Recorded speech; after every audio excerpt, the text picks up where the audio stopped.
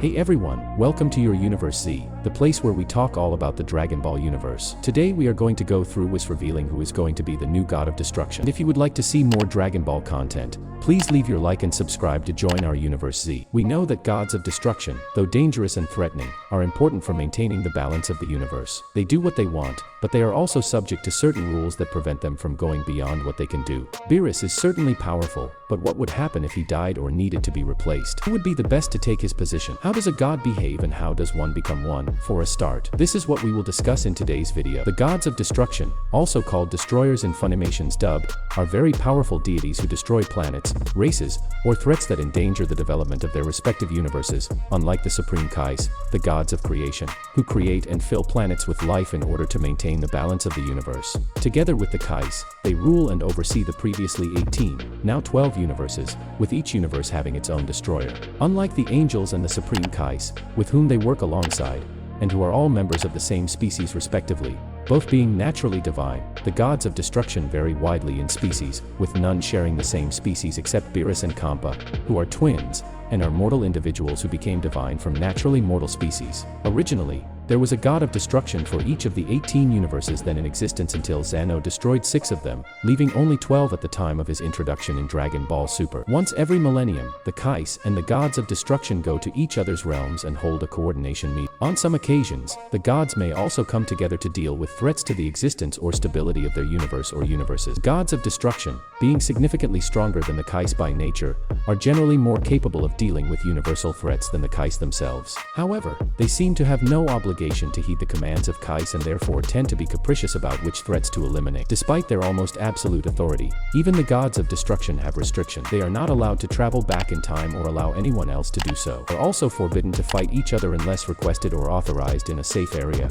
as they can easily destroy their universes if they do. In fact, if a god of destruction violates these restrictions or is not doing his job to the best of his ability, Zeno has the authority to remove him or even delete him from the position and appoint a new destroyer to replace him. While the gods of destruction may enjoy their duty, some going so far as to revel in it, they are not inherently evil, despite what their title suggests, for some can be rather benevolent, and don't seem to revel in their destruction, but instead use their powers to enforce justice in their own universe, destroying only planets or anything they deem evil, and are actually good-natured and kind when in a good mood or at ease. Also, at least in the cases of Beerus and Kampa, food is their natural way of calming down and socializing, with them even becoming friends with mortals if they are satisfied enough, though they still remain serious and don't joke around when doing their job. Also, unlike the angels, and like the Supreme Kais, they share the emotions that mortals possess and are prone to the same rebellion and anger, which can lead them to commit abuse of their power, injustice, evil, and tyranny. While the gods of destruction are generally fearless of deities and mortals, they are shown to respect the two Zenos and the Great Minister due to their greater position and power. This fear causes them to behave ironically in a manner similar to how mortals and lower deities react when in the presence of a god of destruction or a similarly powerful and or high authority entity. While the gods of destruction can destroy any individual who opposes them or causes them trouble through their actions, they can spare mortals they find useful even if they are evil, such as Beerus tolerated Frieza and his empire despite Frieza being pure evil to the core, though this was due to Frieza's willingness to serve Beerus as his agent of destruction due to his fear of Beerus' power, which was so great that King Cold ordered his 2 sons to never oppose Beerus. Likewise, although he was disgusted with Frost's true nature, Kampa was willing to support him if he helped Team Universe 6 win the Tournament of Destruction. The gods of destruction are linked to the Supreme Kais of their universe, and if all the Supreme Kais died, the god of destruction would also die, as a way of maintaining the balance of the respective universe. Only the deities themselves and their assistants possess such knowledge, and only a few outside the upper echelons, including mortals, have received this knowledge. Gods of destruction are less vulnerable than Supreme Kaios in this sense, since they can continue to live as long as there is a single Supreme Kaios in their universe, whereas the death of a god of destruction would instantly kill all Supreme Kaios, regardless of how many.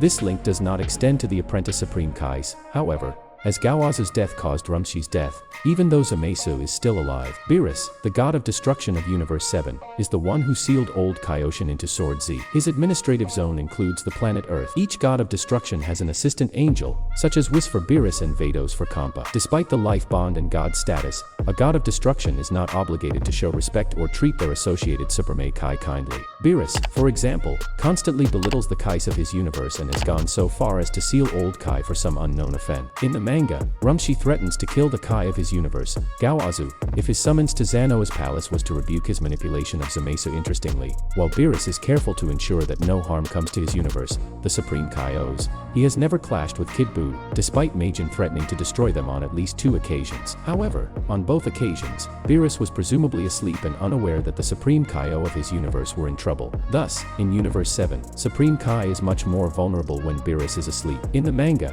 it is stated that all the other gods of destruction hold a grudge against Beerus because of his carelessness in falling asleep during Zeno's hide-and-seek tournament, a travesty that made Zeno furious, and those gods of destruction had to plan quickly to relieve their anger, a life and death decision for which they would always hold Beerus responsible. Despite their immense power and longevity, the gods of destruction are known to be capable of dying. Because of this, their angel attendant will seek out and train possible replacements. Candidates need not be of a divine race, as mortals are selected as candidates if they possess adequate power. The only known candidate for God of Destruction so far is Top of Universe 11, although previously, Jiren was chosen but declined the offer. Goku and Vegeta from Universe 7 were both offered by Whis, but they declined the offer because they simply wanted to become stronger on their own. Candidates, once chosen and accepted, can assume the power of destruction with the training of an angel to control their power and divine ki. Additionally, in the Xenoverse series, Whis seeks to train time patrollers primarily in hopes of finding potential candidates to replace Beerus, although the Supreme Kai of Time attacks him for trying to hunt down time patrol personnel when he asks the future warrior if they would like to be the next god of destruction.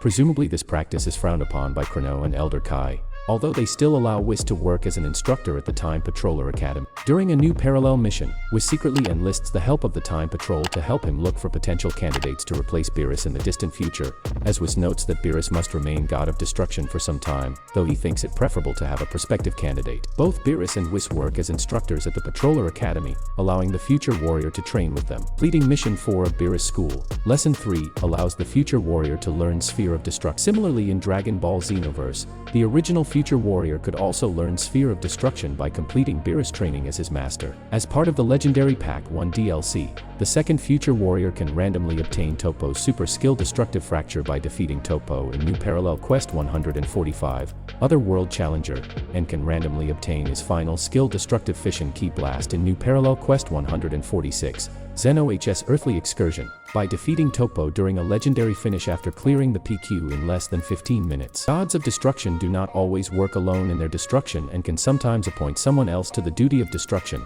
thus becoming an agent of destruction. The only example of this in Universe 7 is Frieza, who before 739 was known to help Beerus destroy things, and was also said by him to destroy planet Vedera. Beerus also allowed Frieza to maintain a galactic empire that controlled 70% of Universe 7. Presumably, Beerus also tolerated the activities of other Frieza clan members, such as King Cold and Cooler, who is supported by King Cold advising his 2 sons not to challenge Beerus, which may have played a role in allowing them to maintain a vast empire as they respected Beerus' position as destroyer of Universe 7. After Frieza's resurrection, however, Beerus was less inclined to allow Frieza to act freely, as he allowed Whis to go back in time to prevent the destruction of Earth due to his love of Earth's cuisine and getting acquainted with Goku and his friends. In Universe 11, the Pride Troopers work under and or are supervised by Belmod and thus are also agents of destruction, although in their case, only to destroy evil. They also work with and even protect the Supreme Kai if necessary. Before the Tournament of Power, Sidra made the Assassins of Universe 9 act as agents of destruction by gifting their leader with some destruction energy to use. It should be noted that in Dragon Ball GT, the Luod cult worships the mutant machine Luod, whom they have been duped into believing is the god of destruction of their universe, although in reality Luod is little more than a wannabe who has usurped Beerus' title. Fortunately for Luod and his cultists, Beerus does not appear in GT. In Super Dragon Ball Heroes World Mission, in an alternate timeline, he is a Universe 6 counterpart of Mr. Satan who, unlike his Universe 7 counterpart, is strong enough to be considered next in line to become the Universe 6 god of destruction and is actually stronger than Time Patrollers Zeno Goku and Zeno Vedera, thus proving that his selection as a candidate for god of destruction is well deserved. This also reinforces the idea that pure Earthlings can become powerful enough to become a god of destruction candidate, as shown by Future Warrior Earthling in Xenoverse 2 and Mr. Satan of Universe 6 in World Mission. But what if Universe 7 lost its god of destruction? Who could replace him?